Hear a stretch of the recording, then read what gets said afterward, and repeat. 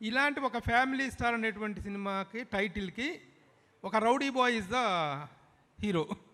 How తనకున్న image చాలా mixed image ఉంది, ఇటు యాక్షన్ ఇమేజ్ ఇటు ఫ్యామిలీ ఇమేజ్ రెండు వైపుగా ఉంది. How he shoots in to this character అంటే ఆ సెలక్షన్ ఎలా జరిగింది? సబ్జెక్ట్ అనుకున్న తర్వాత విజయ్ అనుకున్నారా, విజయ్ అనుకున్న తర్వాత సబ్జెక్ట్ అనుకున్నారా? లేదు, ముందు పరశురాము విజయ్కి కథ చెప్పడం జరిగింది. విజయ్తో నేను సినిమా చేద్దాం అనుకున్నప్పుడు 2-3 స్టోరీస్ గురించి డిస్కస్ చేస్తున్నప్పుడు ఈ ఐడియా చెప్పాడు. అరే ఈ పాయింట్ బాగుంది అని అలా వాళ్ళిద్దరు అనుకున్న తర్వాతే నేను ఎంటర్ అయ్యి జర్నీ స్టార్ట్ అయిన తర్వాత ఆల్మోస్ట్ 1 year మళ్ళీ ఐడియా దగ్గర నుంచి స్క్రిప్ట్ని జర్నీ చేస్తూ జరగడం జరిగింది. సార్ మీరు ఫస్ట్ మీ క్వశ్చన్కి ఫ్యామిలీ, ఇప్పుడు బొమ్మరిల్లు కానీ, ఇప్పుడు బొమ్మరిల్లు తీసుకుంటే Bommarillu is not only family story, it's love story. So అటు ఫ్యామిలీస్తో పాటు యూత్ కూడా విపరీతంగా చూసిన cinema Bommarillu. Shatamanam Bhavati majority family చూశారు, యూత్ కొంచెం తక్కువ చూశారు. అదే సీతమ్మ వాకిట్లో సిరిమల్లె చెట్టు కూడా మెజారిటీ ఫ్యామిలీ చూశారు. యూత్ మహేష్ గారు ఉన్నారు కాబట్టి యూత్ కూడా అక్కడక్కడ అండ్ బ్రదర్స్ ఉన్న వాళ్ళు చూశారు. సో ఇట్లా దానికే ఇట్స్ ఎ డిఫరెంట్ జానర్స్. ఈ సినిమాలో ఇందాక నేను అందుకే ముందు అనౌన్స్ చేసేసాను, ఇది ఫ్యామిలీ బ్యాక్గ్రౌండ్లో ఉండి ఫ్యామిలీ చేస్తున్న కథలోకి major is a love story play చేస్తుంది. So 30% is a family story ఉంటే 70% అమ్మాయి అబ్బాయి మధ్యలో ఉంటుంది. ఫైనల్గా ఎత్తుకున్న కథ మళ్ళీ ఎలా రౌండప్ అయిందనేదే ఈ కథ. So majority portion youth love story మీద రన్ అయ్యే ఒక ఫ్యామిలీ స్టోరీ. రెవెన్యూ సైడ్ ఏ స్థాయి హిట్ అవుతుంది అనుకుంటున్నారు ఆ కంపారిజన్లో? అంటే స్థాయిలు ఇప్పుడే మాట్లాడాను అనుకో, 5వ తారీఖు కొంచెం తగ్గిన మళ్ళీ మీరు నన్ను వేసుకుంటారు. మంచి సినిమా, సో గుడ్ ఫిలిం. థియేటర్కి వెళ్ళి డెఫినెట్గా ఎంజాయ్ చేస్తూ బయటకు వస్తారు. ఎప్పుడు నేను ఒకటే నమ్ముతాను, ఇప్పుడు ఒక థియేటర్లో 600 మంది, ఒక మల్టీప్లెక్స్లో 500 మంది చూస్తారు. 500 మందికి నచ్చేస్తే ఇంకా ఆ సినిమాని పట్టుకోవడం ఎవరి తరం కాదు, డే 1. సో దాంట్లో ఎంతో కొంత ఒక 500 మందిలో 40-50 మంది ఏదో వెతుకుతుంటారు. అంటే డే 1 చూసే ఆడియన్స్ మైండ్ సెట్ వెతికే వాళ్ళు ఉంటారు. అందుకే నాకు 100కు 100 మార్కులు నేను ఎప్పుడు వేసుకోను. ఒక cinema hit to super hit కావాలంటే మనం చదువుకున్న దాంట్లో కూడా మనకు 75% వస్తే మనం ఫస్ట్ క్లాస్ స్టూడెంట్. ఒక సినిమాకు 75% ఆడియన్స్కి రీచ్ అవుతే మేము ఫస్ట్ క్లాస్లో పాస్ అయినట్టు భావిస్తాను. అదే నేను ఎప్పుడు క్యాలిక్యులేషన్ చేసుకున్నాను. సో డెఫినెట్గా ప్రేక్షకులకి బాగా నచ్చే సినిమా. సార్ నమస్తే. ఇప్పుడు మీరు ఈ స్టేజ్ మీద వస్త్రాలంకరణను బట్టే సినిమా ఎంత సక్సెస్ అనేది అర్థమవుతుంది, మీలో ఉన్న ఆనందం. అయితే నిన్న ప్రెస్ మీట్ అని పెట్టినప్పుడు ఇవాళ April 1 కదా, ఏమన్నా ఫుల్ చేస్తున్నారా, నిన్నే కదా ఏదో అని అనుకున్నాం. నాకైతే అనిపించింది అరే నిజంగా మేము ఈ యాంగిల్ ఆలోచించలేదబ్బా. ఎనీహో April 1న మీరు ఏదో దేవాలయానికో ఏదో పూజ చేసి వచ్చినట్టుగా ఆహార్యాలు కనబడుతున్నాయి. All the best. అయితే ఇప్పుడు తెలుగు సినిమాల్లో మీరు ఏది తీసుకున్నా కుటుంబ కథలు ఓల్డ్ సినిమాల నుంచి వచ్చినాయి. అయితే ఈ మధ్య ఎక్కువగా ఓవర్సీస్ అంటే వాళ్ళని బేస్ చేసుకొని కూడా అక్కడ యూత్ ప్రేమ లవ్ను మిక్స్ చేస్తూ అక్కడ కథలనే బేస్ చేసుకున్నారు. ఇందులో అటువంటిది ఉందా, లేదా ఓన్లీ పక్కా మన తెలుగు నేపథ్యమేనా? పక్కా తెలుగు నేపథ్యం. బట్ చెప్పాను కదా, అమ్మాయి అబ్బాయి మధ్యలో 70% సినిమా ఉంటుంది. ఆ జర్నీలో మారుతూ ఉంటాయి లొకేషన్స్ మారినప్పుడు మనకు విజువల్ బ్యూటీ కూడా కావాలి కదా, విజువల్ బ్యూటీ కూడా ఉంటుంది ఈ సినిమాలో. లేకుంటే అప్పుడు ఏమవుతుంది, మళ్ళీ ఇందాక నేను చెప్పినట్టు ఒక ఇంట్లోనే తీసామనుకో టీవీ సీరియల్ లాగుందిరా అంటారు. అవన్నీ ఈ కథ ఎలా డిమాండ్ చేస్తుంటే అలా మారుతూ విజువల్ బ్యూటీతో కంటిన్యూ అవుతుంది. విజయ్ గారు నమస్తే. First of all advance congratulations. ఒక వైఫ్ కనిపిస్తుంది. ఫిఫ్త్ రోజు చెప్పండి. ఇప్పుడు ఆల్ ది బెస్ట్ చెప్పండి మూర్తి గారు. 5వ తారీఖు మీరు సినిమా చూసిన తర్వాత కంగ్రాచులేషన్స్ అని మీరు మీ ట్విట్టర్లో పెట్టండి. రెండు అదే కదా, మరి అదే కదా, ఇప్పుడే పెట్టిమన్నా పెడతా. మీకు నచ్చుతుందండి, అందుకు చెప్తున్నాను. యు ఆర్ ఫ్యామిలీ మ్యాన్, నాకు తెలుసు కదా, అందుకే అంత కాన్ఫిడెన్స్గా చెప్తాను. మీరే నెగిటివ్ ఆలోచిస్తున్నారు, వైబ్ కనిపిస్తుందని చెప్తున్నా. సార్ గీత గోవిందం తర్వాత కాంబినేషను, పైగా గీత గోవిందం తర్వాత మీరు చేస్తున్న ఫ్యామిలీ డ్రామా. సో ఈ మధ్యలో మీరు డిఫరెంట్ జానర్స్ ట్రై చేశారు. అంటే ఈ కథ ఆటోమేటిక్గా మీ దగ్గరికి వచ్చిందని ఇది చేస్తున్నారా, లేకపోతే ఈ జానర్ చెయ్యాలని చేస్తున్నారా? లేదు, ఎప్పుడు ఓ జానర్ చేయాలి అన్నట్టు ఏం అనుకోను. వచ్చే కథలు వింటూ ఉంటా నచ్చిన డైరెక్టర్ల దగ్గర.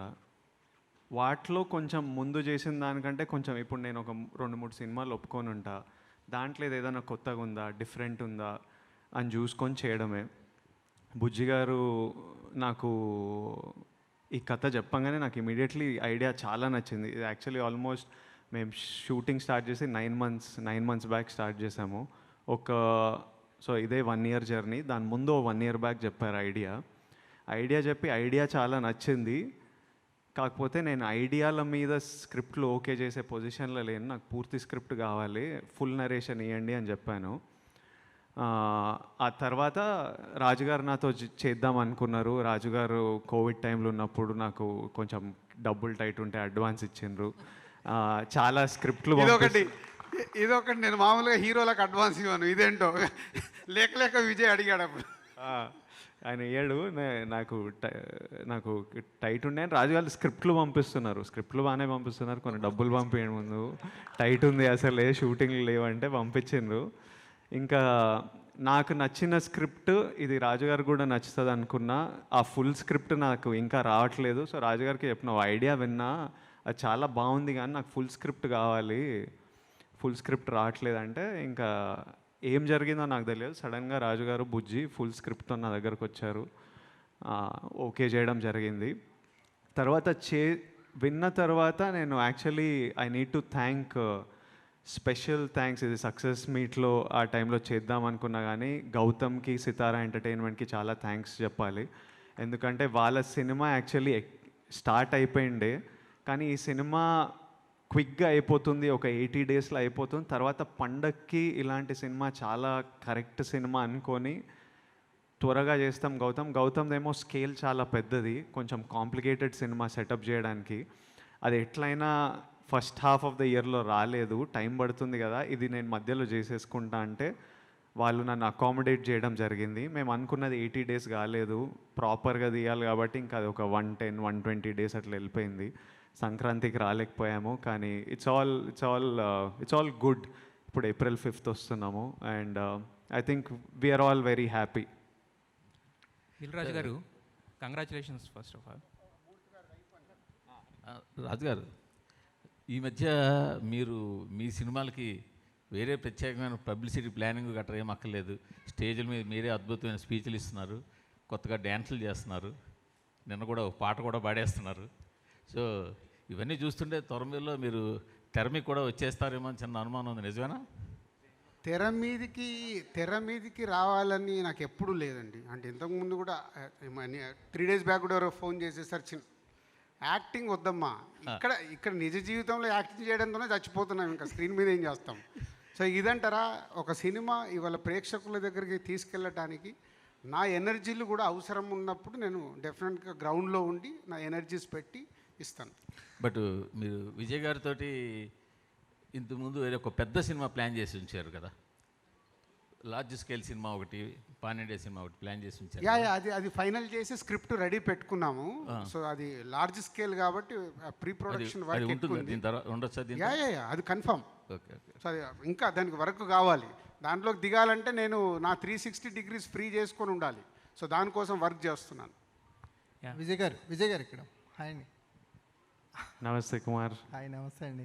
అంటే ఎటైర్లో కానీ ఒక ఫ్యామిలీ స్టార్ ఇమేజ్ని కంటిన్యూ చేస్తున్నారు అండ్ ప్రెస్ మీట్స్లో కానీ ఎక్కడైనా సరే. మీరు స్క్రిప్ట్ విన్నప్పుడు నాన్నగారు గుర్తొచ్చారని చెప్పారు.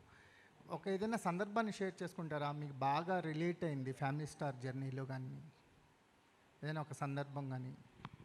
మా సినిమాలో ఉన్నట్టు సందర్భమా?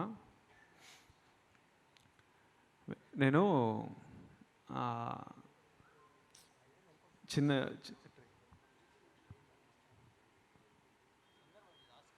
ఇన్సిడెంట్ అదే చిన్న ఉన్నప్పుడు నేను హాస్టల్లో పెరిగాము. సో ప్రతి సమ్మర్ హాలిడేస్కి 2 months ఇంటికి వచ్చేవాళ్ళము. ఇంటికి వచ్చినప్పుడు సైకిల్ కావాలి, డాడీ సైకిల్ కావాలి, ఈసారి హాలిడేస్కి వచ్చినప్పుడు నాకు సైకిల్ కావాలి. ఎందుకంటే ఆ చుట్టుపక్కల ఉన్న కాలనీలో ఉన్న పిల్లలతోని మేము సైక్లింగ్ వెళ్తుండే, వాళ్ళ సైకిల్ సాయంత్రం ఆడుకున్నప్పుడు వాళ్ళ సైకిల్ తొక్కునిస్తుండే.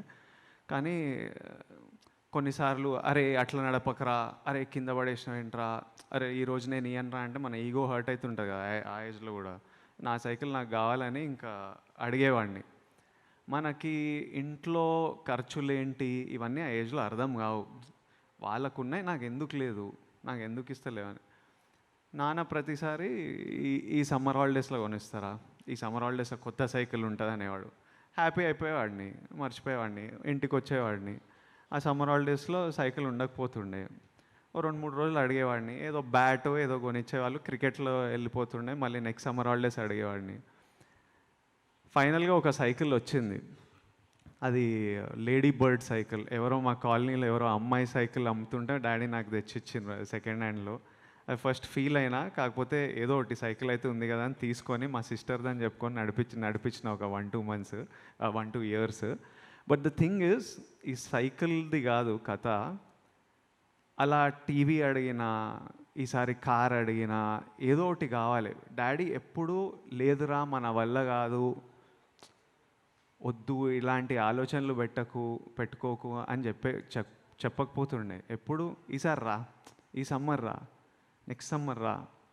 అండ్ ఆ హోప్తో he gave me that hope to look forward to, gave me one energy.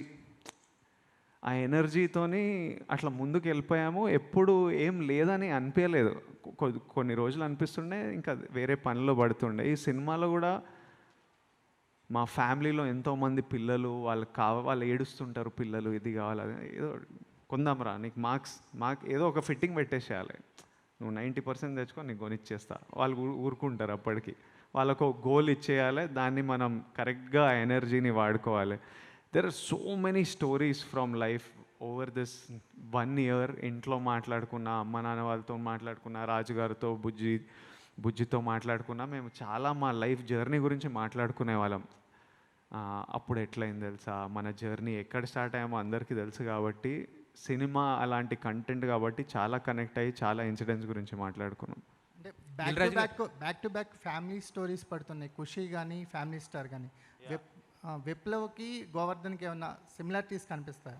అసలు గోవర్ధన్ ఒక ఎక్స్ట్రీమ్ క్యారెక్టర్. సంబంధం జమీన్ ఆస్మాన్ ఫరక్. అది గోవర్ధన్ ఒక ఫ్యామిలీలో రెస్పాన్సిబిలిటీ ఇవన్నీ ఉంటాయి, కానీ ఒక వెరీ ఎక్స్ట్రీమ్ క్యారెక్టర్, ఎక్స్ట్రీమ్లీ అల్లర్ క్యారెక్టర్ గోవర్ధన్. సో ఇట్స్ మీకు కొత్త రూపం కనిపిస్తుంది April 5th. దిల్ రాజు గారు. అండ్ దీంట్లో ఏంటంటే గోవర్ధన్ క్యారెక్టర్ స్పెషాలిటీ, తన ఫ్యామిలీని ఏదన్నా టచ్ చేస్తే ఎంత ఈగోకని వెళ్తాడు. అది ఇందాక నేను చెప్పాను కదా, ఆల్ డైమెన్షన్ అని. ఆ ఈగో ఎక్కడికన్నా వెళ్తుంది. సో ఆగదు అది. సో అంత అంటే ఆ ఫ్యామిలీ విషయంలో అంతా కేర్ఫుల్గా ఉంటాడు. విజయ్ గారు, first of all congratulations Dil Raju గారు. యాక్చువల్గా మీరు ఏ స్టోరీ ఓకే చేసినా దాంట్లో మీ ఎసెన్స్ అనేది ఖచ్చితంగా దాంట్లో బ్లెండ్ చేస్తారు. అందుకే మీరు మీ బ్యానర్ నుంచి వచ్చే సినిమాలన్నీ కూడా అంత ఇదిగా అనిపిస్తాయి. మీరు అందుకే వాటిపై అంత కాన్ఫిడెంట్గా మాట్లాడతారు కూడా first of all. So family star అనేది ఏంటంటే విజయ్ గారు చెప్పినట్టు అంటే అందరి లైఫ్లో నుంచి కొన్ని ఇన్సిడెంట్స్ దాంట్లో యాడ్ అవుతున్నాయి కాబట్టి, సో ఈ స్క్రిప్ట్లో మీ లైఫ్లో, రియల్ లైఫ్లో జరిగిన ఇన్సిడెంట్స్ ఏమైనా యాడ్ చేశారా దాంట్లో? లేదు, అంటే పర్సనల్ లైఫ్లో కథ వింటున్నప్పుడు పర్సనల్ లైఫ్లో ఇది నాకు ఇలా జరిగి ఉంది అనేది థాట్ వస్తుందేమో, కానీ సినిమాల్లోకి పర్సనల్ లైఫ్లో జరిగే మూమెంట్స్ తీసుకొచ్చి ఎప్పుడు పెట్టను. ఎందుకంటే universal, personal life is different, cinema is universal, ఆడియన్స్కి రీచ్ అవ్వాలి. కాబట్టి ఎక్కడో దీన్ని పెట్టాలి, రుద్దాలనే ప్రయత్నం ఎప్పుడూ నేను చేయను. అది ఇప్పుడు సీతమ్మ వాకిట్లో సిరిమల్లె చెట్టు ఉంది, అది ప్రాపర్గా మనకు ఆంధ్రప్రదేశ్లో అక్కడ జరిగేది. ఇప్పుడు శతమానం అవుతుంది, అక్కడ జరిగే కథ. అంతేగాని నా స్టోరీ ఎక్కడో నాకు సంబంధించిందో పెట్టాలని ఎప్పుడు ట్రై చేయను. నేను డైరెక్టర్లు కూడా చెప్పను, బట్ ఎక్స్ప్రెస్ చేస్తాను. మూమెంట్స్ ఎలా ఉంటాయి, ఫ్యామిలీలో ఎలా జరుగుతాయి. ఇప్పుడు బ్రదర్స్, దీంట్లో కూడా 3 బ్రదర్స్ ఉంటారు. బ్రదర్స్ మధ్యలో జరిగే 3-4 మూమెంట్స్ ఉంటాయి ఈ కథలో కూడా. సో అవి కనెక్ట్ అవుతాం. ఆయన రాసినప్పుడు అరే నా లైఫ్లో ఇట్లా జరిగిందా మా అన్నయ్యతోని, మా బ్రదర్తోని, ఇలా చెప్పడం జరుగుద్ది. కానీ అది ఆటోమేటిక్ కథలో జనరేట్ అవుతుంది. విజయ్ గారు, ఇంతకుముందు మీరు ఎప్పుడు మ్యారేజ్ గురించి అడిగినా తర్వాత అనేవాళ్ళు. ఈసారి రీసెంట్గా ఒక చిన్న స్టేట్మెంట్ ఇచ్చారు, మా మదర్కి నచ్చాలని చెప్పి. అది ఫ్యామిలీ స్టార్ ఎఫెక్ట్ అనుకోవచ్చా? లేదు, ఎప్పటి నుంచో అది క్లారిటీ. అమ్మా నాన్నకు నచ్చకుండా అయితే ఏం చేయను. వాళ్ళకి నచ్చాలి, వాళ్ళని కన్విన్స్ చేయడం, వాళ్ళకి నచ్చేటట్టు చేయడం నా పని. ఆ సెటప్ మనం చూసుకోవాలి, మొత్తం వదిలేయలేము. మనం పెళ్లి చేసుకున్న తర్వాత మనం మనం బ్రతకాలి కదా, నెక్స్ట్ 30 years మనం ఉండాలి. సో అవన్నీ కేర్ఫుల్గా చూసుకొని వాళ్ళకి నచ్చేటట్టు చేసుకోవాలి. కాకపోతే టైం ఉంది దానికి. Yeah.